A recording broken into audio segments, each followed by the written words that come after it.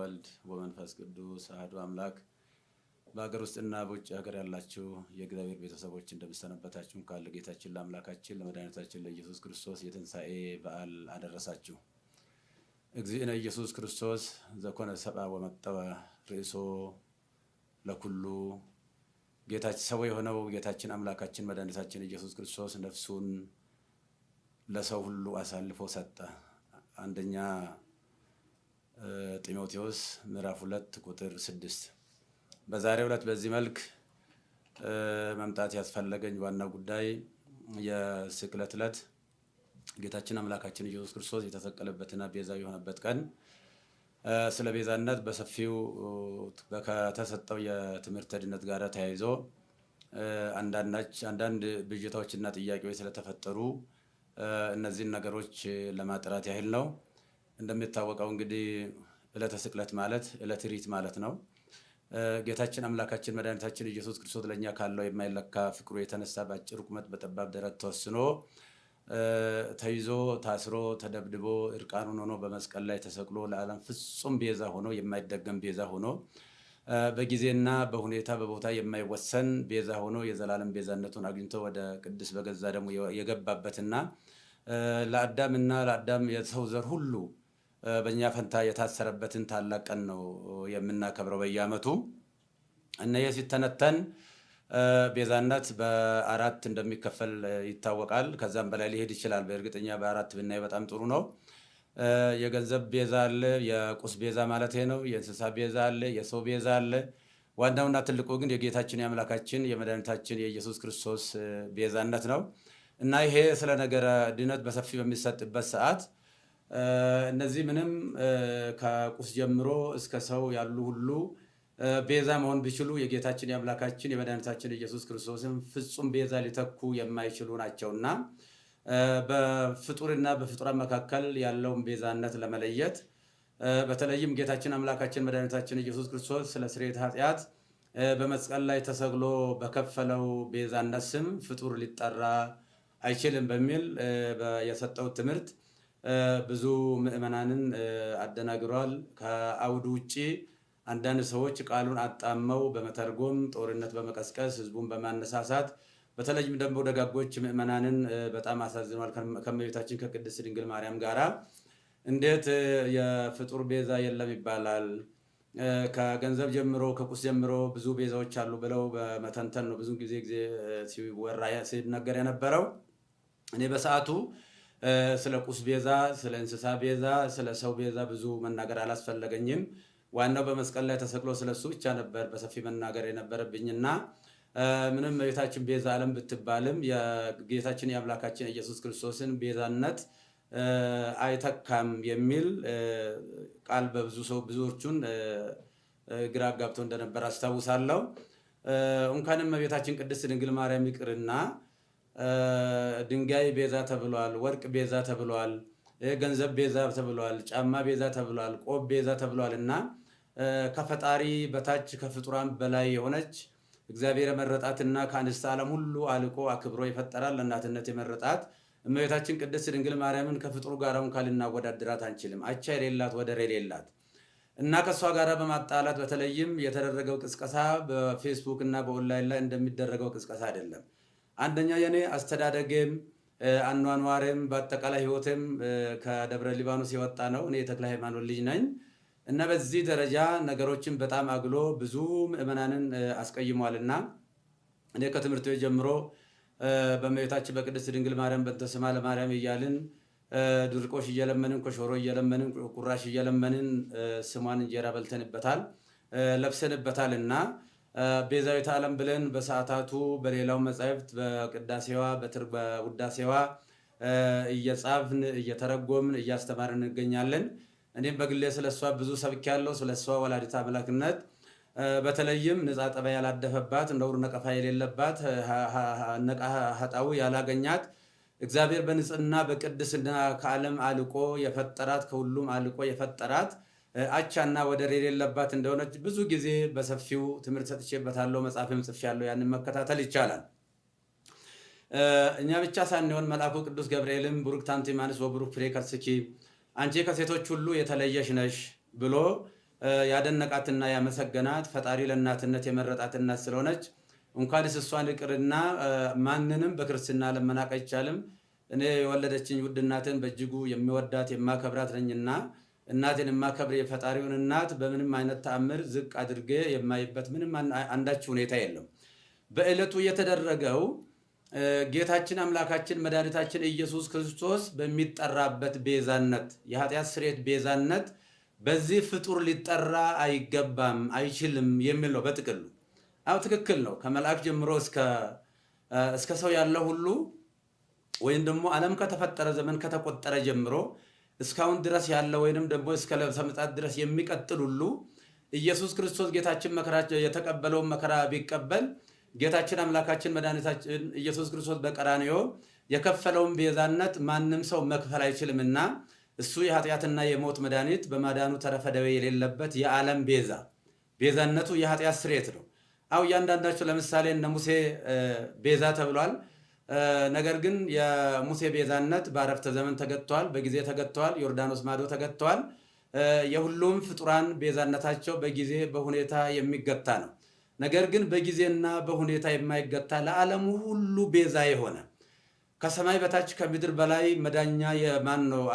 ከሱ ውጭ አዳኝ የሌለ የጌታችን የአምላካችን የመድኃኒታችን የኢየሱስ ክርስቶስን ቤዛነትን በደንብ አጉልቶ ለማሳየት እና ለማስተማር ካልሆነ በስተቀር ከእመቤታችን ከቅድስት ድንግል ማርያም ክብር ጋራ ምንም የሚያገናኝ አንዳችም ነገር የለም።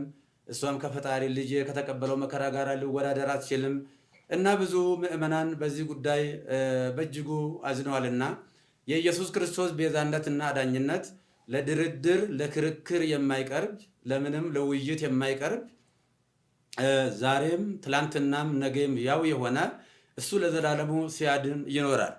እንግዲህ ይህ ሲባል ሰዎች ለሚዲያ ፍጆታ፣ አንዳንዶቹ ደግሞ ከሆነ ነገር ጋር የተያያዘ በሚመስል መልኩ የተከፈተብኝ ዘመቻ እኔን የማይመለከተኝ መሆኑን ህዝቡ በደንብ እንዲያውቅ ለማለት እፈልጋለሁ። እንደሚታወቀው ይህንን በሰፊው በሚዲያ በማራገብ ምዕመናንን በማሳሳት በማሳዘን በማልቀስ የተለያየ ትርጉም በመስጠት ሲያካሂዱ የነበሩ ወንድሞችና እህቶችን አባት ነኝና አባት እንደመሆኔ መጠን ሳልቀየማቸው ይቅርታ እያደረግኩ እግዚአብሔር ይቅር በላቸው ለማለት እወዳለሁ። በተረፈ ግን በፍጹም የዋህነትና በፍጹም ቅንነት ያዘኑ የተከዙ በዚህ ጉዳይ ላይ እንዴት ያሉ የዋሃንና ንጹሃን ቅዱሳን ምዕመናንን ከልብ ይቅርታ ጠይቃለሁ። ቤተክርስቲያንም ደግሞ በዚህ ጉዳይ ስሟ በመነሳቷ ታላቋ ቤተክርስቲያን ይቅርታ ልጠይቃት እወዳለሁ። ለሁላ በደንብ ግልጽ መሆን የሚያስፈልገው የእመቤታችን ቅድስት ድንግል ማርያም ንጽሕና፣ ቅድስና እግዚአብሔር የሰጣትን ክብር ስንሰብክ ነው የኖርነው፣ ወደፊትም የምንሰብከው ነው። ለምሳሌ እመቤታችን ቅድስት ድንግል ማርያም እስራኤል ቀይ ባህርን ሲሻገሩ ውሃ ሳያረጥባቸው ጭቃ ሳይነካቸው በደረቅ መሬት እንዳሻገረ ሁሉ በብሉይ ኪዳን ጥንተ አብሶ ካለባቸው ወላጆቿ እሱ በመለኮታዊ ኪነ ጥበቡ ጠብቆ አስውቦ አሳምሮ የፈጠራት እጅግ ውድ እናት ነች። በአሳ አንበሪ ዮናስ 3 ቀን ውሎ ሲያድር አሳ አንበሪ ሳያደማው ሳይቆስለው እግዚአብሔር በኪነ ጥበቡ በመለኮቱ ጠብቆ ወደ የብስ እንዳመጣ ሁሉ ከርኩሰትና ከኃጢአት ጠብቆ በቀደመው የአዳም ጥንተ ስጋ ፈጥሮ የሰጠን እናታችን ነች። ወላዲተ አምላክ አምላክ አምላክን የወለደች እግዚአብሔር ለእናትነት የመረጣት። ስለዚህ የእመቤታችን የቅድስት ድንግል ማርያም ቤዛነት የሚጀምረው እንደ ፈጣሪ ባይሆን ለምሳሌ ሙሴን ለፈርዖን አምላክ አድርጌ እሰጥሃለሁ አስነሳለሁ ለፈርዖን ቢለውም ሙሴ የባህሪ አምላክ ሆነ ማለት አይደለም። እንደዚሁም አማልክት ዘበጸጋ የሚባሉ አሉ። የጸጋ አማልክት ናቸው እንጂ የባህሪ አምላክ አይደሉም። እመቤታችን ቅድስት ድንግል ማርያም ቤዛዊተ ዓለም ብንላትም በእናትነቷ ሰማይና ምድር የማይወስነውን ልጅ ወልዳ በመስጠቷ ቤዛዊተ ዓለም እንላታለን እንጂ የጌታችን የአምላካችን የመድኃኒታችን የኢየሱስ ክርስቶስን የቀራንዮ የመስቀል ላይ ቤዛነትን ትተካለች ብለን አይደለም። ስለዚህ እሷ በንጽህና በቅድስና የታተመች እናት ስለሆነች ከታናሽነታችን ጀምሮ ውዳሴዋን በመድገም ቅዳሴዋን በመማር ያደግንባት እቺ ታላቅ ቤተክርስቲያን በአሁኑ ሰዓት ፈተና ሊደርስባት አይገባም ብዬ እላለሁ።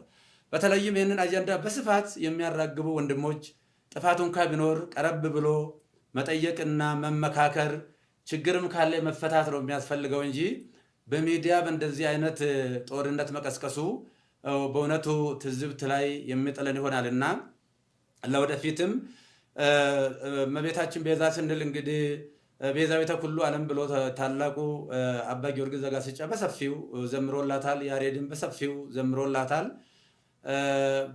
በዚህ ጊዜ እሷ እንግዲህ ከተጸነሰችበት ጊዜ ጀምሮ ጌታ ጸንሳ ሳለ አይሁድ በተሳሳተ መንገድ ባልገባቸው መንገድ ብሉይ ኪዳን በነበረው የጭካኔ መንፈስ እሷን በድንጋይ ቀጥቅጦ ለመግደል ጥረት በሚያደርጉበት ሰዓት ውድ ዋጋ ከፍላ ለመሞትም እንኳ ፈቃደኛ ሆና፣ ነገር ግን ዮሴፍ ጻድቅ ሆኖ የጸነሰችውም ደግሞ ሰውኛ ሳይሆን እንበለዘር እንበለሩካቤ ሳይሆን በእግዚአብሔር መንፈስ ቅዱስ በማይመረመር የመንፈስ ቅዱስ ግብር መሆኑ ስለታወቀና ዮሴፍ ሊገልጣል ስላልወደደ በእንደዚህ አይነት ሁኔታ ከዛ ከሞት እንዳመለጠች እናውቃለን።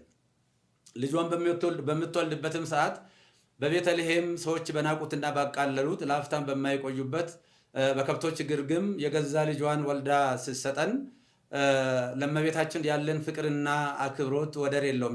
ነፍሳችን ትመሰክራለች። ይህ ብቻ ሳይሆን እመቤታችን ለልጇም ቤዛ ነች።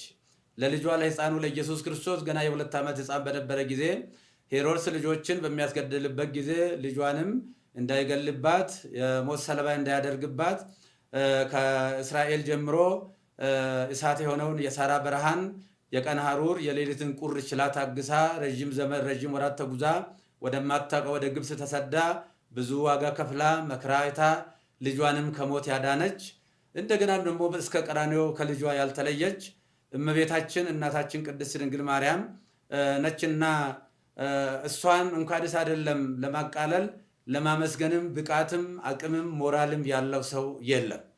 እና ይህንን ጉዳይ ቅድም እንደተናገርኩት ሰዎች ለሚዲያ ሽፋን ችሎታን ለሚዲያ ፍጆታ ለማዋል መጽሐፉን ከአውዱ ውጪ በመተርጎም እየተሰጠ ያለው እየተሰበከ ያለው በዕለቱ የኢየሱስ ክርስቶስ ቤዛነትና አዳኝነት ነው። ስለዚህ ለምንድን ነው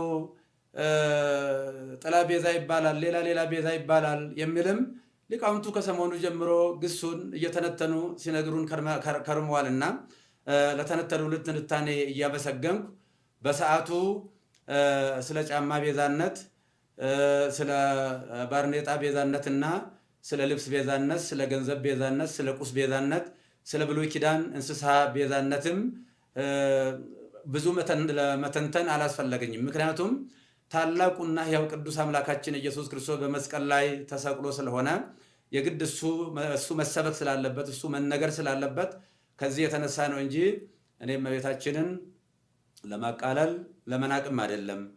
እኔ በዚህ ደረጃ እኔም መፈረጃቸው በጣም አዝኛለሁ።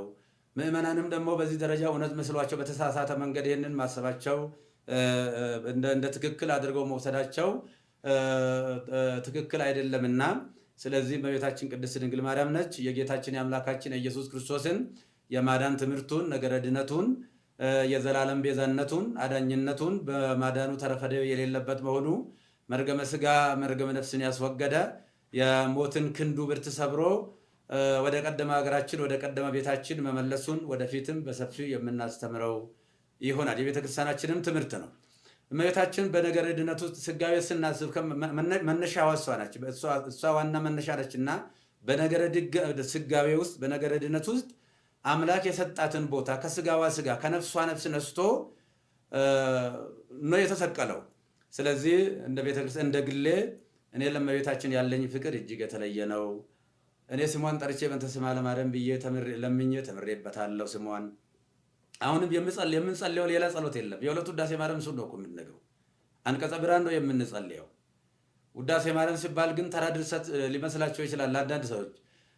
ውዳሴ ማርያም ብሉይና አዲስ ኪዳን የታጨቀበት ምርጥ መጽሐፍ ነው። ይልቁንም ብሉይ ኪዳን፣ አዲስ ኪዳን፣ መጽሐፈ ሊቃውንት እነዚህ ተጨምቀው ነገረ ድነት የጌታችን የአምላካችን ኢየሱስ ክርስቶስ የማዳን ስራው ቤዛነቱ፣ አዳጅነቱ በሰፊው የታጨቀበት የሚተነተንበት የምንጸልየውም እሱ ነው እና ቅድም እንደተናገርኩት የውሃ ምዕመናን ልጆቼ አንድ ሁኑ። እኛ በዚህ ሰዓት አንድ ነው መሆን ያለብን። በጠላትነት በዚህ መነሳሳት የለብንም። ጥፋትም ካለ ቤተክርስቲያን መዋቅር አላት። ይሄ በየአውደ ምሕረቱ ያለው ከስድብ እንደዚህ ያለ ነገር ጥሩ አይደለምና ይህንኑ አደራ ለማለት ነው። እግዚአብሔር ሀገራችንን ይባርክልን፣ ይቀድስልን። እግዚአብሔር ባርካችሁ ይቀድሳችሁ።